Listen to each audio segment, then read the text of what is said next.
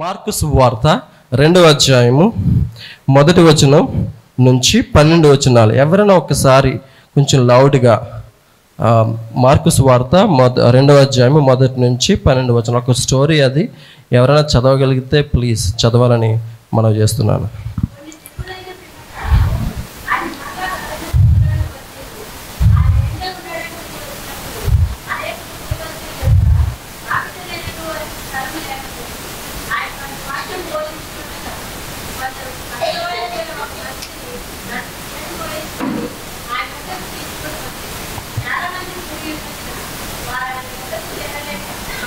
ఆయన ఉన్న చోటికి పైగా ఇంటి కొప్పు విప్పి సందు చేసి పక్షవాయువు గలవాన్ని పరుపుతోనే దింపిరి.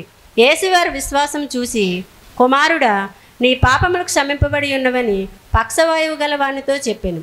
శాస్త్రులలో కొందరు అక్కడ కూర్చుని ఉండిరి. వారు, ఇతడు ఇట్లెందుకు చెప్పుచున్నాడు? దేవదూషణ చేయుచున్నాడు కదా. దేవుడొక్కడే తప్ప పాపమును క్షమింపగలవాడెవడని తమ హృదయములలో ఆలోచించుకొనిరి. వారు తమలో తాము ఇలాగున ఆలోచించుకుంటా, యేసు వెంటనే తన ఆత్మలో తెలుసుకుని, మీరు ఇలాంటి సంగతులు మీ హృదయములలో ఎందుకు ఆలోచించుకొనిచున్నారు? ఈ పక్షవాయువు గల వానితో నీ పాపములు క్షమింపబడి ఉన్నవని చెప్పుట సులభమా? నీవు లేచి నీ పరుపెత్తుకుని నడువమని చెప్పుట సులభమా?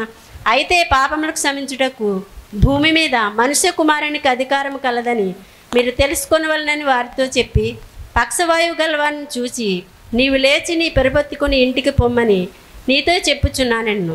తక్షణమే వాడు లేచి పరుపెత్తుకుని వారందరి ఎదుట నడిచిపోయాను గనుక వారందరూ విభ్రాంతి నొంది, మనం ఇలాంటి కార్యములు ఎన్నడూ చూడలేదని చెప్పుకొనుచు దేవుణ్ణి మహిమపరిచిరి. దేవునికి స్తోత్రం. హల్లెలూయా. ఈ కథ అర్థమైందమ్మా మీకు? మళ్ళీ చెప్పమంటారా? సింపుల్ భాషలో చెప్తా. యేసు ప్రభు వారు కపెర్నహూములో ఒక ఇంటి దగ్గర కూర్చొని బోధిస్తున్నాడు. బోధ విని యేసు ప్రభు ఇక్కడికి వచ్చాడని విని చాలామంది చుట్టుపక్కల వాళ్ళందరూ చాలామంది యేసు బోధ వినడానికి ఇంటి దగ్గరికి వచ్చారంట. ఆ ఇంటి దగ్గర ఎలాగుందంటే, ఇంట్లోనూ స్థలం లేదు, బయట స్థలం లేదు. ఎక్కడ చూసినా ఆయన బోధ వినడానికి చాలామంది వచ్చి ఆయన బోధ వింటున్నారంట. అసలు ఇసుక వేస్తే రాలనంత జనం ఆయన ఇంటి చుట్టూ ఆయన బోధ వినడానికి వస్తున్నారు. ఆ సమయంలో ఒక పక్షవాయువు అంటే పక్షపాతం కలిగిన వ్యక్తికి బాగు అవుద్దనే విశ్వాసంతో వాళ్ళ ఫ్రెండ్స్, వాళ్ళ స్నేహితులు ఆయన దగ్గరికి తీసుకొస్తారు. తీసుకొచ్చినప్పుడు ఆయన గుమ్మం దగ్గరికి తీసుకొస్తారు. అతన్ని తీసుకొచ్చేసరికి లోపలికి తీసుకురావడానికి, యేసుక్రీస్తు దగ్గర తీసుకురావడానికి చాలామంది జనం ఉన్నారు. తీసుకురాలేము కాబట్టి వాళ్ళు ఏదో ఆలోచించారు. ఏ ఆలోచించారమ్మా తెలుసా? వాళ్ళు ఇంటి ఎక్కి ఇల్లు కప్పు విప్పి యేసుక్రీస్తు ప్రభు వారు ఎక్కడైతే ఉంటే అక్కడికి అతను దింపారు. దింపితే యేసు ప్రభు వారు అక్కడ ఒక చిన్న మాట చెప్తారు. వాళ్ళ విశ్వాసమును చూచి యేసుక్రీస్తు ఆ యొక్క పక్షవాయువునితో చెప్తాడు, నీ పాపములు క్షమించబడ్డవి అని చెప్తాడు. అప్పుడు శాస్త్రులు పరిచయాలు అక్కడ ఉంటే, వీడెవడరా దేవదోషణం చేస్తున్నాడు, పాపం క్షమించడానికి వీరికి అధికారం ఎక్కడుంది అని చెప్తే, యేసుక్రీస్తు తన ఆత్మలో వాళ్ళు ఏమనుకుంటున్నారో విని వాళ్ళతో ఇలా అంటాడు, ఎందుకు ఇలా చదువుకుంటున్నారు? పాపం క్షమించబడ్డవని చెప్పడం సులువా, లేదా నీ పరుపెత్తుకు నువ్వు లేచి నిలబడు అని చెప్పడంతో వాడిని స్వస్థపరచడం సులువా అని చెప్పి వాళ్ళు చెప్పింది పట్టించకుండా పక్షవాయువు గల వాడి దగ్గరికి వెళ్ళి, ఇప్పుడు నీవు లేచి నీ పరిపెత్తుకుని ఇంటికి పొమ్మని చెప్తే అతను వెంటనే లేచి పరిపెత్తుకుని ఇంటికి వెళ్ళిపోతుంటాడు. అప్పుడు జనాలందరూ చూచి చాలా విభ్రాంతి ఉంది, చాలా ఆశ్చర్యపోయి దేవునికి మహిమ కలిగిస్తారు. అది స్టోరీ. ఆ స్టోరీలో యేసు ప్రభు వారు చెప్పిన మాట ఒక మాట, అది నీ పాపము క్షమించబడ్డాయి, తర్వాత నీ పరిపెత్తుకుని నీ పొమ్మంటారు. అంతకుముందు ఒక చిన్న వచనం ఉంది, అది చదువుతాను నేను. 5వ వచనం, యేసు వారి విశ్వాసమును చూచి, కుమారుడా, నీ పాపములు క్షమించబడినవి అని పక్షవాయువు గలవానితో చెప్పాను. యేసు ఏం చూశాడంట? అక్కడ విశ్వాసమును చూశాడంట. విశ్వాసం ఎలా చూస్తారండి? ఇప్పుడు విశ్వాసం వింటాం. నాకు విశ్వాసం ఉంది చెప్తే వింటాం, లేకపోతే విశ్వాసము ఉందని చెప్తే ఎలా కనబడుతుంది దేవుడికి, యేసుక్రీస్తుకి? విశ్వాసాన్ని ఎలా చూచాడు? వాళ్ళ విశ్వాసమును చూచి కుమారుడా నీ పాప క్షమించబడ్డాయని చెప్పాడట. విశ్వాసం ఎలా చూశాడో ఆ స్టోరీ అంతా చదివి స్టోరీని డైసెక్ట్ చేసి చిన్న చిన్న ముక్కలు చేస్తే మనకు తెలుస్తుంది. ఓకేనా? ఆ చిన్న ముక్కలు ఒక 5 నిమిషాలు 10 నిమిషాలు చెప్పేసి నిన్ను ముగించి ఆయనకి ఇచ్చేస్తా. ఓకేనా? ఈ స్టోరీ ఎట్లయిందంటే, యేసు ప్రభు వారు తన ఇంటికి, అక్కడ ఎలా ఉందో ఆయన ఇంట్లో తెలియదు కానీ, పేతురు గారి ఇంటికి తెలియదు కానీ, ఇంటి దగ్గర అయితే మాత్రం కూర్చున్నాడు. కూర్చుంటే ఆయన బోధ వినడానికి చాలామంది వచ్చారంట. చాలామంది అంటే మొత్తం ఎక్కడెక్కడైతే ఉన్నారో ఆయన బోధ వినాలనుకున్న వాళ్ళందరూ వచ్చారంట. ఆ వస్తే ఒక ఇంట్లో స్థలం అంటూ లేదు. ఇప్పుడు అన్న ప్రసంగం చేస్తే మీరు ఎలాగైతే వచ్చారో మొత్తం ఊరంతా ప్రసంగం వేయడానికి వచ్చారంట. స్వస్థతలు చేస్తాడని రాలేదు వాళ్ళు అక్కడికి. అక్కడ బైబిల్ ఏముందంటే యేసుక్రీస్తు స్వస్థతలు చేస్తాడు, నన్ను బాగు చేస్తాడు అని రాలా. ఎందుకు వచ్చారంట? ఆయన బోధ వినడానికి వచ్చారట. ఇప్పుడు ఎంతో మంది వచ్చారు. అంతమందిలో అందరికీ ఒకే మనస్తత్వం ఉంటుంది అంటారా? వేరే వేరే మనస్తత్వంలో వచ్చి ఉంటారు కదా. కొంతమంది అరే యేసుబోనం బాగు చేస్తారని వచ్చి ఉంటారు. ఈ శాస్త్రులు పరిశీలు కూడా ఉన్నారు అక్కడ.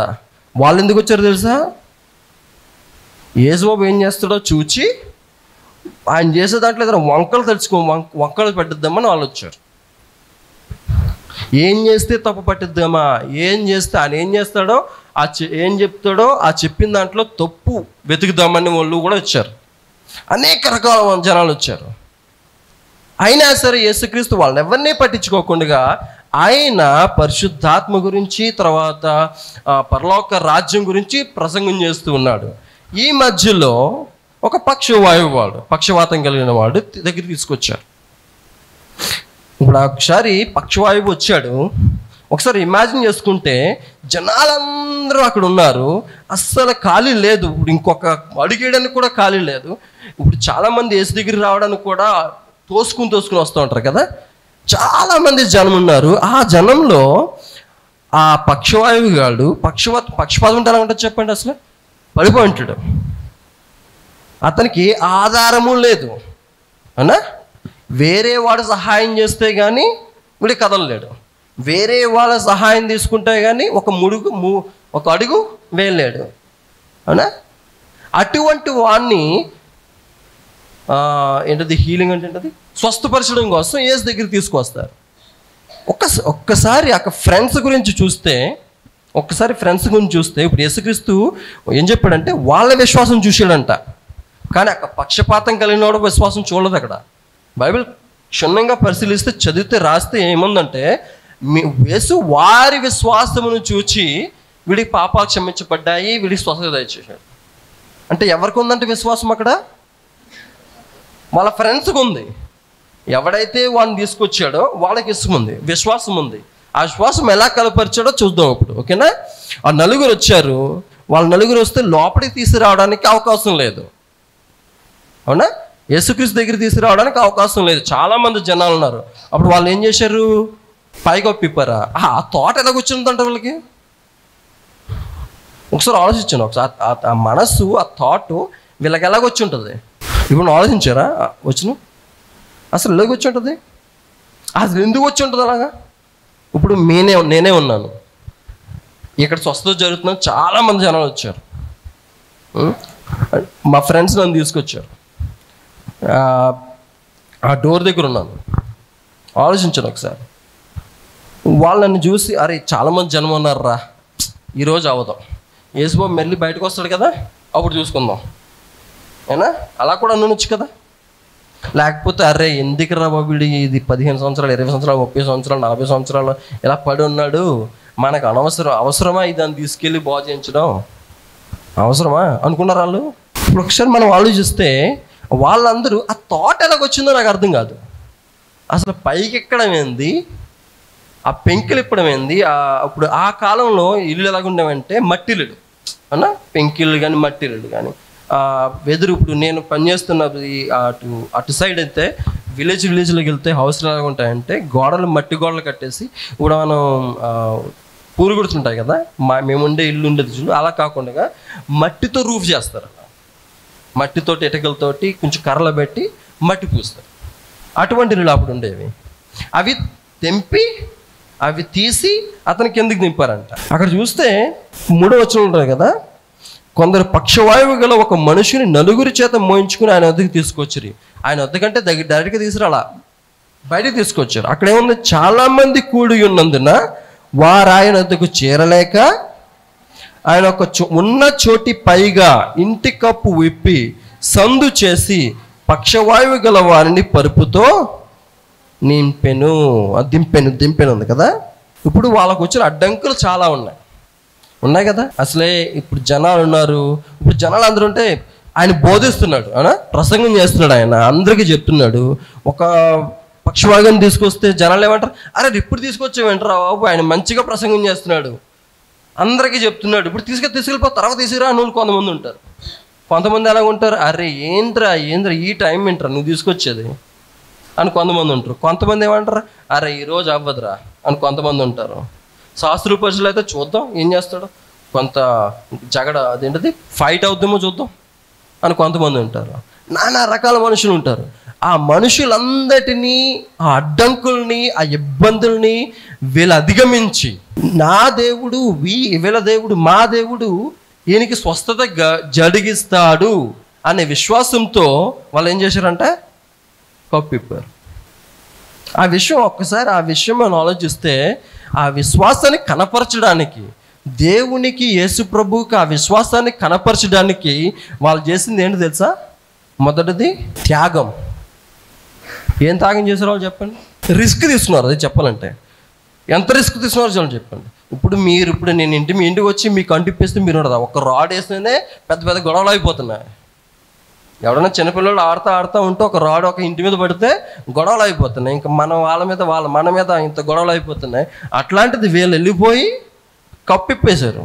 ఎంత రిస్క్ తీసుకున్నారు చూడండి వాళ్ళు. నీ విశ్వాసము రిస్క్ తీసుకునేటటువంటిదే ఉండాలా. రిస్క్ అంటే నీ ఎదుటి వారి కోసము, నీ ఫ్రెండ్స్ కోసము, నీ స్నేహితుల కోసము, నీ ఫ్యామిలీ కోసము, నీ యొక్క బంధువుల కోసము నీ విశ్వాసాన్ని రిస్క్ తీసుకుని వాళ్ళకి సువార్త అందించే విధంగా, వాళ్ళకి స్వస్థత అందించే విధంగా, వాళ్ళని యేసు దగ్గరికి తీసుకొచ్చే విధానికి రిస్క్ తీసుకునేటటువంటి విశ్వాసమై ఉండాలి. అది మెయిన్ విశ్వాసం. ఇక్కడ వాళ్ళు రద్దీగా ఉంది కదా మరలా వద్దామని చెప్పలా, వాళ్ళు తర్వాత వద్దాంలే తర్వాత చేద్దాంలే అని చెప్పలా. దేవుని చిత్తమేం కాదేమో, ఇప్పుడు ఎంతమంది జనం ఉన్నారు, దేవుని ఇప్పుడు చిత్తం కాదేమో తర్వాత చూద్దాంలే అనలేదు. వారి విశ్వాసం కేవలం నమ్మకం కాదని నిరూపించారు.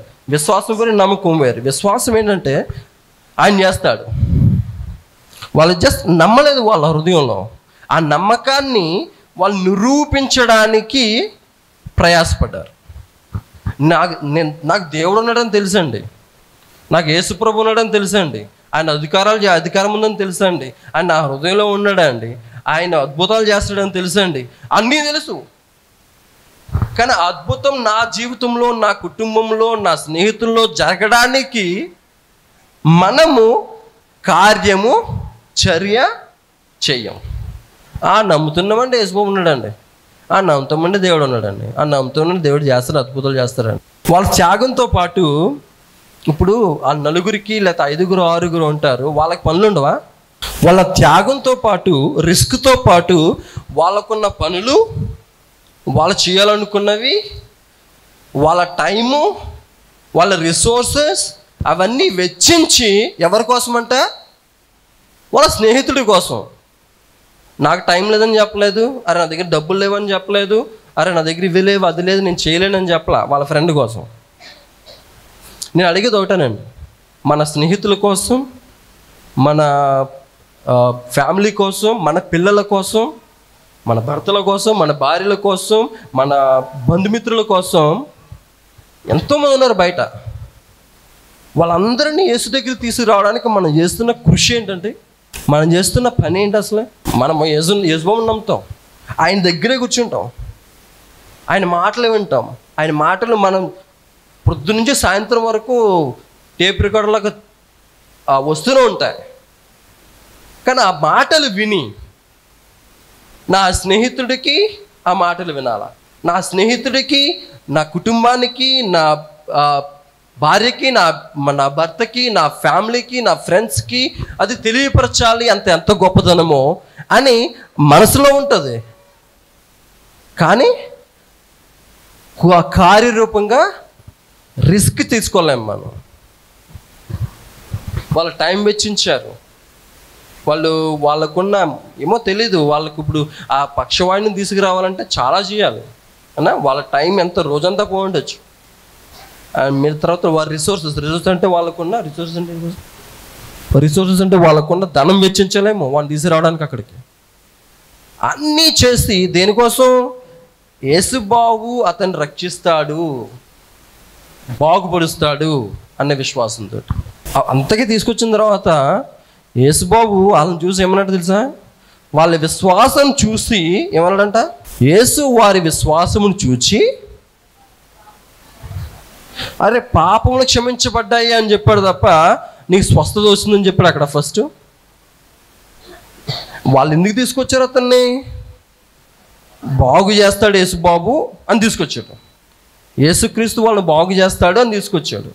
ఇంత రిస్క్ తీసి, ఇంత రిస్క్ చేసుకుని, ఇంత వాళ్ళ మాటలు వీళ్ళ మాటలు పడి,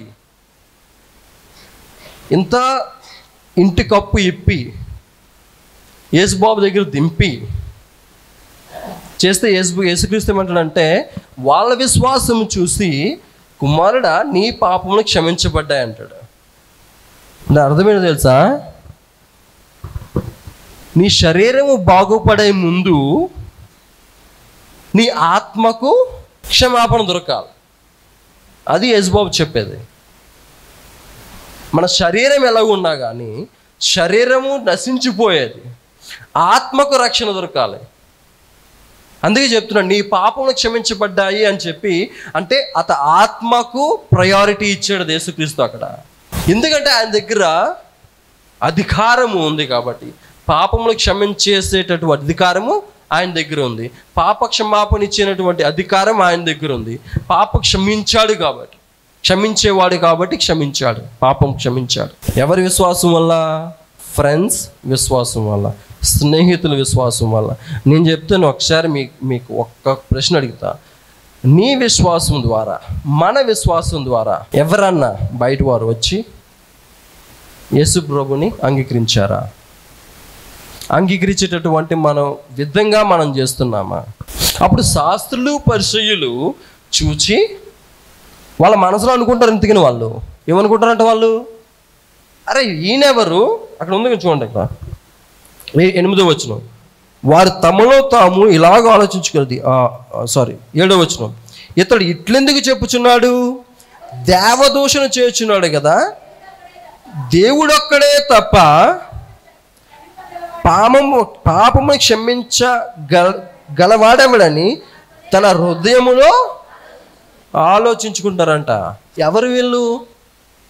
శాస్త్రులు పరిసయ్యులు. అంటే వాళ్ళు ఎవరంటే బైబిల్ని క్షుణ్ణంగా పరిశీలించిన వాళ్ళు. బైబిల్ అంటే ధర్మశాస్త్ర గ్రంథాన్ని A to Z చదివిన వాళ్ళు, క్షుణ్ణంగా పరిశీలించిన వాళ్ళు, వాళ్ళకి తెలిసిన వాళ్ళు. దేవుడు ఎవరో తెలుసు, యేసుక్రీస్తుని ఏం చెప్తున్నాడో వాళ్ళకి తెలుసు, ఏది బోధిస్తున్నాడో చూడడానికి వచ్చు.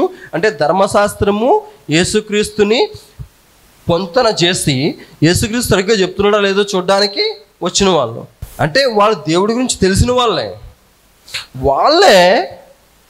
ఇక్కడికి వచ్చి అంటున్నారు అరే పాపములను క్షమించడానికి వీళ్ళెవరు, ఈయనెవడు?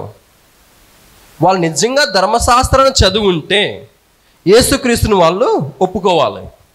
వాళ్ళు ధర్మశాస్త్రాన్ని చదివి క్షుణ్ణంగా పరిశీలించి అందులో యేసుక్రీస్తు కొరకు మెస్సయ్యని రాచి ప్రవచించడాలను వారు చదివి ఉంటే, సరిగ్గా అర్థం చేసుకుని ఉంటే యేసుక్రీస్తుని ప్రవక్తగా లేదా యేసుక్రీస్తుని మెస్సయ్యగా వాళ్ళు అంగీకరించాలి.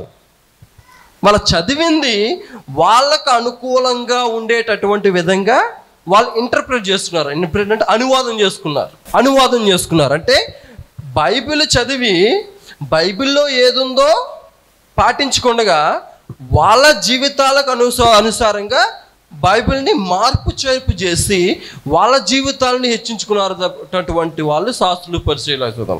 బైబిల్ చదివి బైబిల్ ఏం చెప్తుందో పాటించేవారు కాదు వాళ్ళు. బైబిల్ చదివి నా జీవితానికి నేను చేసే పనులకి ఏ విధంగా అయితే జస్టిఫై చేసుకోవాలో బైబిల్ నుంచి ఆ విధంగా వాళ్ళు చదివారు తప్ప పరిశుద్ధ ధర్మశాస్త్రాన్ని వాళ్ళు పాటించిన వారు కాదు. అందుకే వాళ్ళు అంటున్నారు, ధర్మశాస్త్రంలో అసలు ఈ దేవుడే కదా పాపాలు క్షమించాలి, ఈయనెవడు పాపాలు క్షమించడానికి. కానీ వాళ్ళు నిజంగా ధర్మశాస్త్రం చదువుంటే, వాళ్ళని అర్థం చేసుకుని ఉంటే, వాళ్ళు సరిగ్గా అనువాదం చేసుకుని ఉంటే, యేసుక్రీస్తుకి పాపాలు క్షమించే అధికారము భగవంతుడే యేసుక్రీస్తు పరమేశ్వరుడే ఇచ్చాడని వాళ్ళు నమ్ముండేవారు. వాళ్ళు ఎందుకు వచ్చారు అక్కడ? యేసు ప్రభు దగ్గర వంకలు వెతకడానికి, ఆయన చేసే పనులని వ్యతిరేకించడానికి, ఆయన చేసే అద్భుత కార్యాలని వ్యతిరేకించడానికి. అసలు ఈయనెవడు ఇలా చేయడానికి? చాలామంది ఉంటారు. ఇప్పుడు ఒకరికి మంచి జరుగుతుందంటే మనందరం ఏం చేయాలి చెప్పండి? అసలు ఆ మంచిలో పాలు పంచుకోవాలి. ఆ మంచి జరుగుతుంటే చప్పట్లు కొట్టాలి, మంచి జరుగుతుంటే ప్రోత్సాహపరచాలి. ఈ శాస్త్రుల పరిచయంలో ధర్మశాస్త్రాన్ని అనుభవించిన వాళ్ళు, మతోన్మాదులైనటువంటి వీళ్ళు మతాన్ని A to Z చదివిన వాళ్ళే ఎదుటి వారికి మంచి జరుగుతుంటే వార్చట్లా. అర్థమవుతుందండి ఇక్కడ? ఈ శాస్త్రులు పరిచర్యలు దేవుడి ద్వారా, దేవుడి నామం ఏ దేవుడిని అయితే వారు ఆరాధిస్తున్నారో, ఏ దేవుణ్ణి అయితే వారు అంగీకరిస్తున్నారో, ఏ ధర్మశాస్త్రం అయితే వాళ్ళు పాటిస్తున్నారో, అదే ధర్మశాస్త్రాన్ని బోధిస్తున్న యేసుక్రీస్తు మహిమలు చేస్తుంటే, అద్భుతాలు చేస్తుంటే, అదే నామంలో ఆ యొక్క యెహోవా నామంలో అద్భుతాలు చేస్తుంటే వీళ్ళు సంతోషించాలి. కనుక సంతోషించకుండా వాళ్ళకే యేసుకే వంకలు పెడుతున్నారు. దీని నుంచి ఏం తెలుసుకోవాలి తెలుసా? మనము క్రైస్తవులుగా ఉన్నాం, పరిశుద్ధ గ్రంథాన్ని చదువుతున్నాం, మనము అధ్యయనం చేస్తున్నాం, మనం దాన్ని పాటిస్తున్నాం, మనము దేవుడు చేస్తున్న అద్భుత కార్యాలు వేరే వాళ్ళ జీవితాల్లో దేవుడు చేస్తున్న, మన యొక్క ఫ్రెండ్స్ జీవితాల్లో దేవుడు చేస్తున్న అద్భుత కార్యాలు చూసి ఆనందించకుండా మనం కుళ్ళుకుంటాం, అసూయపడతాం. అసలు వాళ్ళ జీవితంలో ఎందుకు జరగాలి, నా జీవితంలో కూడా కలగవచ్చు కదా? కలుగుద్దేమో. అసూయపడితే ఎలాగ జరుగుద్ది? కలవరపడితే ఎలాగ జరుగుద్ది? అది యేసుక్రీస్తు విని యేసుక్రీస్తు అన్నాడు, అరే మీ మనసులో మీరు ఎందుకు అనుకుంటున్నారు ఇలాగా? దేవుడు నాకు అధికారం ఇచ్చాడు కనుక ఏది గొప్పది? అరే నీ పాపాలు క్షమించబడ్డాయని చెప్పడం గొప్పదా, లేకపోతే నీ పరుపెత్తుకుని నువ్వు లేచి నిలబడనే స్వస్థత ఇవ్వడం గొప్పదా అని చెప్పేసి వాళ్ళ చెప్పింది పట్టించుకోకుండా అక్కడేముంది? ఇప్పుడు వాళ్ళ మనసులో అనుకున్నది విన్నాడు యేసుక్రీస్తు, అవునా? వాళ్ళకి డైరెక్ట్గా సమాధానం చెప్పాడా? సమాధానం ఎలా చెప్పాడు తెలుసా? ఎలా చెప్పాడు? ఆ పక్షవాయువు దగ్గరికి వెళ్ళి, అరే కుమారుడా లేచి, ఏమంటాడు అక్కడ 11వ వచనం, నీవు లేచి నీ పరిపెత్తుకుని ఇంటికి పొమ్మని నీతో చెప్పుచును అన్నాడు. ఏమన్నాడంట? శాస్త్రులు పరిచయలు ఏమన్నారో, ఏ విధంగా అయితే ఆయన క్వశ్చన్ చేశారో దానికి సమాధానం చెప్పలేదు డైరెక్ట్గా. వీడి దగ్గరికి వెళ్ళి నీవు నీ పరిపెత్తుకుని లేచి నిలబడి నీ ఇంటికి వెళ్ళిపోన్నాడు. అక్కడ చమత్కారం చేశాడు, అద్భుత కార్యం చేశాడు, మంచి కార్యం చేశాడు, అందరినీ నోరు మూయించేటటువంటి కార్యం అక్కడ చేశాడు. శాస్త్రులు పరిచర్యలు ఈయనెవడు ఇంత అధికారంతో ఎందుకు క్షమాపణ చేస్తున్నాడు అని చెప్తే, అరే నాకు అధికారం ఉంది, పాప క్షమాపణ చేసే అధికారం ఉంది, స్వస్థత కలిగించే అధికారం ఉంది, నువ్వు చూస్తావా అని చెప్పేసి స్వస్థత జరిగించి అతన్ని పరిగెత్తించేశాడు. ఒక్కొక్కసారి ఎంతమంది ఎంత అసూయతో ఎంత అంటే మన కించపరచాలని చేసిన, మనల్ని వ్యతిరేకించిన, మనల్ని కింద పడేయాలని చూసినా మనం ఇచ్చిన జవాబు వాళ్ళకి ఇవ్వవసరం లేదండి. మనం చేసే పనిలో, మనం చేసే కార్యాల్లో, మనం చూపించే విశ్వాసంలో, మనం చూపించే ఆ యొక్క దేవుని యందు భయభక్తిలో, మనం చేసే పనిలో ఆ యొక్క విశ్వాసాన్ని కనుబరిస్తే అదే ఆన్సర్ వాళ్ళకి తెలుస్తుంది. అర్థమవుతుందండి? ఎవరు ఎంతమంది ఏ విధంగా మనం కించపరచాలని చూసినా వాళ్ళకి ఆన్సర్ ఇస్తే నోట్లో నేర్పెట్టని ఉంటుంది, అవునా? ఇప్పుడు ఎవడన్నా మన మీద చెడు ప్రచారం చేస్తున్నాడు అనుకోండి, ఆయన దగ్గరికి వెళ్ళి నీకు ఎలా కాదు, నేనే యేసుబాబుని, నేనే చేశాను, ఎంత నాకు అధికారం ఉంది, మీరు ఎందుకు ఇలా మాట్లాడుతున్నారు, మీరు పరిశుద్ధ గ్రంథం ఇలాగుందని చెప్పలేదు యేసుక్రీస్తు. డైరెక్ట్గా ఆయన్ని బాగు చేసి వాళ్ళకి సమాధానం చెప్పాడు. ఎదుటివాడు మనకి శోధన కలిగించినప్పుడు, వేదన కలిగించినప్పుడు, ఎదుటివాడు మన మీదకి వస్తున్నప్పుడు సరైన సమాధానం ఏంటో తెలుసా?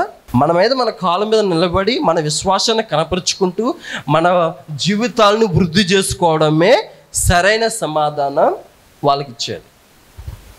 ఎదుటి వాళ్ళు ఇప్పుడు మన నోట్లో పెట్టే అదే ఇదంటారు కదా, సరిగ్గా పదాలు రావట్లా. వాళ్ళు ఎవరైతే మనల్ని నీచపరచాలని చూస్తున్నారో వాళ్ళకి జరిగే సమాధానం అవసరంలా. మనం భయపడుతుంటే, మనం బలపడుతూ ఉంటే, మనం వృద్ధి పడుతూ ఉంటే అదే ఆన్సర్ వాళ్ళకి, అదే సమాధానం వాళ్ళకి. అర్థమవుతుందండి? యేసుబాబు అదే చేశాడు. వాళ్ళ మనసులో ఏమనుకున్నారో ఆలోచించి వాళ్ళకి డైరెక్ట్గా సమాధానం చెప్పకుండా వాళ్ళకి స్వస్థత జరిగించి వాళ్ళకి సమాధానం చూపించారు. నోరు మూసారు వెంటనే. మళ్ళీ ఇవేం మాట్లాడలేదు వాళ్ళు. అరే నాకు అధికారం ఉందని చెప్పలా, నాకు అధికారం ఉందని చూపించాడు. అర్థమవుతుందండి? మీరు ఎలా అనుకుంటారు మీ మనసులో, నాకు అధికారం ఉందని నిరూపిస్తాను నీకు అని చెప్పలా, నిరూపించాడు ఇక్కడ. అరే చూడండి రా నిరూపించాను అని చూపించాడు. అది యేసు చేసిన గొప్పతనం. యేసు దగ్గర నుంచి నేర్చుకోవాల్సింది అదే. యేసుక్రీస్తు విమర్శలకి విమర్శ చేయలా, విమర్శలకి అధికారం లేదు నా మీద అని చూపించాడు. విమర్శలకి విమర్శించే అధికారం లేదురా అని అద్భుతాలు చేసి విమర్శలకి నోరు మూయించాడు. అది మనం నేర్చుకోవాలి. ఇప్పుడు అర్థమైందని చెప్పింది. అది విశ్వాసం చూపించడం అంటే ఎలా తెలుసా? వీళ్ళు నలుగురు, ఈ శాస్త్రులు పరిచయలు చెప్తే వీళ్ళు నలుగురు సమాధానం చెప్పలేదు. శాస్త్రులు పరిచయలకి ఎవరు చెప్పారు సమాధానం? యేసుబాబు చెప్పాడు. అంటే మీ ఫ్రెండ్స్కి, మీ స్నేహితులకి, మీ యొక్క ఫ్యామిలీస్కి మీరు యేసుబాబు గురించి చెప్తూ ఉంటే చాలా విమర్శలు వస్తాయి. మీరు చెప్పవసరంలా విమర్శలకి సమాధానాలు. ఆయన చెప్పుకుంటాడు. దేవుని దగ్గర తీసుకొచ్చింది ఎవరు? నలుగురు కదా. వాళ్ళు బాగు చేశారు అతన్ని. ఎవరు బాగు చేశారు అతన్ని? యేసుబాబు. మనమేమనుకుంటాం, ఇప్పుడు యేసు దగ్గర తీసుకొస్తే నేను యేసుబాబు దగ్గరికి తీసుకొచ్చాను, ఏనా యేసుబాబు దగ్గరికి తీసుకొచ్చాను కాబట్టి అది నా ద్వారా అతనికి ఆశీర్వాదం వచ్చింది, నా ద్వారా అతను పెరుగుతున్నాడు, నా ద్వారా యేసుబాబుకి అతనికి ఆశీర్వాదం వచ్చాను. నేను నా వల్ల కదండి, మన వల్ల కాదు. మన జాబ్ ఏంటంటే యేసు దగ్గర తీసుకురావడం, అంతే. ఊడే ఆ కనమాదంతా ఆయన చూసుకుంటాడు, ఆయన చేసుకుంటాడు. ఆయన వ్యక్తి కాబట్టి, ఆయన బిడ్డ కాబట్టి ఆయన చేసుకుంటాడు. అంత వినయము కలిగా నలుగురు ఆ ఫ్రెండ్స్కి, అతను ఉన్న స్నేహితునికి ఆశీర్వాదం కలగాలని, పాపక్షమాపణ జరగాలని, ఒక స్వస్థత జరగాలని అతను తీసుకొచ్చాడు. ఇప్పుడు ఎటువంటి స్నేహితులుగా మనం ఉందాం? శాస్త్రులు పరిశీలుగా ఉందామా, లేకపోతే రిస్క్ తీసుకున్న స్నేహితులుగా ఉందామా? శాస్త్రులు పరిశీలు అయితే దేవుడు చేసిన ఆ యొక్క అద్భుతాన్ని అడ్డగించడానికి విమర్శలు చూపించారు. అసలు వీడు ఎందుకు అద్భుతాలు చేస్తున్నాడు? అటువంటి వాటికి యేసుబాబు కరెక్ట్గా సమాధానం చెప్పింది వాళ్ళతో మాట్లాడి కాదు, అద్భుతాలు చేసి. అద్భుతం చేసింది ఎవరికి? ఆ నలుగురు స్నేహితుల కొరకు విశ్వాసం చూసి. అటువంటి విశ్వాసం మనకు ఉండాలా, రిస్క్ తీసుకునేటటువంటి విశ్వాసం మనకు ఉండాలా. మన స్నేహితుల కొరకు, మన ఫ్యామిలీ కొరకు, మన బంధుమిత్రుల కొరకు, మన యొక్క బిడ్డల కొరకు అటువంటి రిస్క్ తీసుకునేటువంటి విశ్వాసం మనకు ఉంటే కనమదంతా ఆయన చూసుకుంటాడు. ఎటువంటి రిస్క్ తీసుకోవాలో మనకు తెలియదు, నాకు తెలియదు, మీకే తెలియాలి. మీ ఫ్యామిలీలో యేసుక్రీస్తు ఒక గొప్ప దేవుడని నిరూపించడానికి ఎటువంటి రిస్క్ తీసుకోవాలో నాకైతే తెలియదు, మీకే తెలియాలి.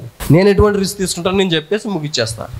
మా అబ్బాయికి తెల్లవారుజామున పొద్దున్నే లేచి వాడికి పాటలు వినటం అంటే ఇష్టం. పొద్దున్నే మొట్టమొదటి పాటలు పెట్టాలంటే వాడు ఇంగ్లీష్ సాంగ్స్, ఇది కామిక్ సాంగ్స్ పెట్టుకునేవాడు.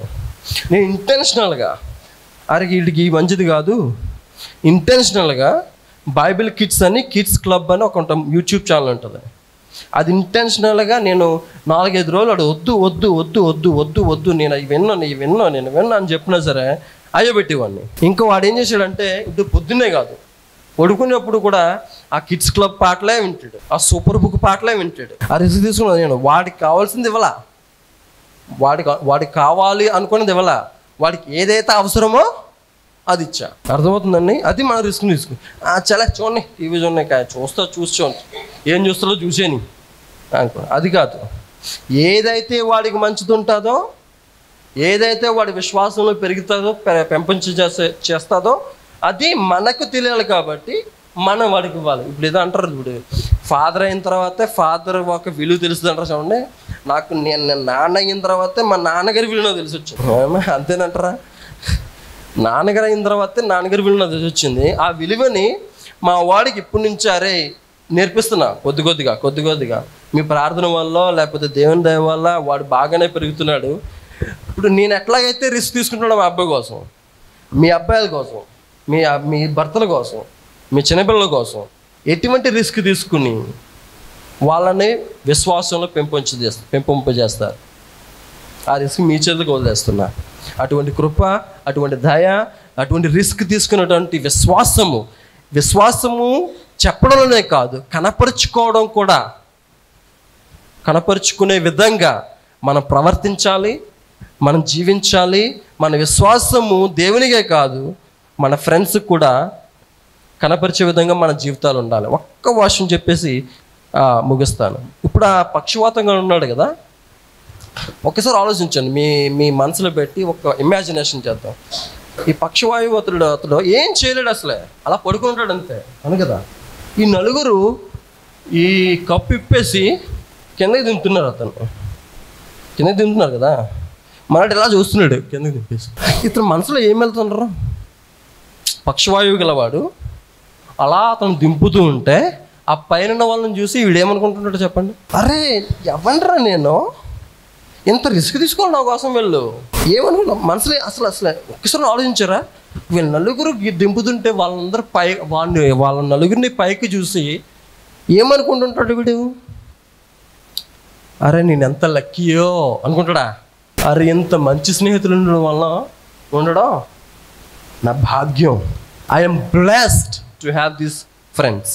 నా కోసం ఎంత రిస్క్ తీసుకుని నన్ను బాగు చేయడం కోసం, నాకు మంచి జీవం ఇవ్వడం కోసం, నాకు మంచి జీవితం ఇవ్వడం కోసం, నన్ను నడిపించడం కోసం, నాకు కాళ్ళు ఇప్పించడం కోసం, నాకు చేతులను కదిలించడం కోసం, నాకు ఒక మంచి జీవితం ఇవ్వడం కోసం ఇంత రిస్క్ తీసుకున్నారు. అంత గ్రాటిట్యూడ్ ఉంటుందంటారా? అతనికి ఉంటుంది కదా. అటువంటి ఫ్రెండ్స్ మనం అవ్వకూడదా? అరే మందు తాగుదామా పదా, సిగరెట్ కొడదామా పదా, అటువంటి వాటికే తీసుకెళ్తాం మనం. మంచి పని జరిగే చోట మనం తీసుకెళ్ళాం. ఏదైనా గొడవ జరుగుతున్నాం. ఇప్పుడు బిగ్ బాస్ ఎంతమంది చూస్తారో చెప్పండి? బిగ్ బాస్ చూడరు కదా. అప్పుడప్పుడు వస్తూ ఉంటుంది వాట్సాప్లోని, యూట్యూబ్లో అప్పుడప్పుడు వస్తుంటారు. చూస్తుంటే ఈ బిగ్ బాస్ ఎప్పుడైనా చూసారా మీరు? చూస్తుంటే ఆ బిగ్ బాస్ ఆ 1 అవర్లో ఆ 24 అవర్స్లో జరిగింది చూపించడం. ఆ 24 అవర్స్లో ఎక్కడైతే గొడవ జరుగుతుందో ఆ గొడవను చూపిస్తాడు, అవునా? ఆ గొడవ జరిగితే మన కొట్టుకుంటారా అదే అందరికీ చెప్తాం. చూసామమ్మా బిగ్ బాస్ అలా కొట్టుకున్నారు, వీళ్ళు ఎలా జరుగుతుందో చూసారమ్మా అంటే. అది ఇంగ్లీష్లో అంటారంటే వొయరిజం అంటారు దాన్ని. ఎదుటి వాళ్ళు కొట్టుకుంటే, ఎదుటి వాళ్ళు దెబ్బలాడుతుంటే, ఎదుటి వాళ్ళు కొంచెం జగడాలు కడుతూ ఉంటే మనకు వస్తొచ్చి లోపల ఆనందం. దాన్ని వొయరిజం అంటారు అన్నమాట. వొయరిజం అంటారు దాన్ని. అమ్మ చాలా డేంజర్ అది. అటువంటి స్నేహితులు అయిపోతున్నాం మనం ఇక్కడ. అటువంటి ఫ్రెండ్స్లుగా తయారవుతున్నాం మనం. లేకపోతే మన ఫ్రెండ్స్ని సరైన చోట తీసుకెళ్ళకుండా ఎక్కడెక్కడ తీసుకెళ్తున్నామో మీకే తెలుసు, నేను చెప్పవసరంలా. ఆ నలుగురు స్నేహితులు ఏ చోటకి తీసుకెళ్ళదు వాళ్ళని. ఎక్కడైతే వీడు బాగుపడతాడో, ఎక్కడైతే వీడికి జీవం దొరుకుతుందో, ఎక్కడైతే పాప క్షమాపణ దొరుకుతుందో, ఎక్కడైతే వాడి కాళ్ళు నిలబడి వాడి కాళ్ళ మీద వాడు నిలబడతాడో అక్కడ తీసుకెళ్ళారు. అటువంటి స్నేహితులుగా మనం ఉందాం. అటువంటి స్నేహితులు మనం ఎత్తుక్కుందాం. వేరే స్నేహం మనకొద్దు. అటువంటి స్నేహం దేవుడు మనందరికీ దయచేయను గాక. ఆమేన్. వందనాలు.